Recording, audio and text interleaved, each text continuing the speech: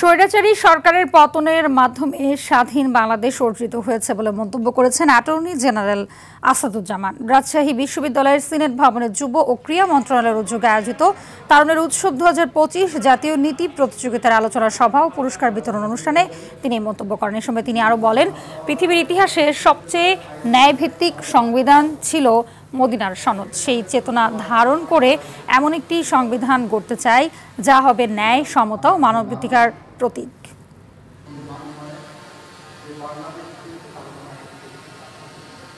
বাংলাদেশকে স্বৈরাচারের থাবা থেকে ফিরিয়ে এনে তার নিজের হাতে নিয়ে ফেলেছে।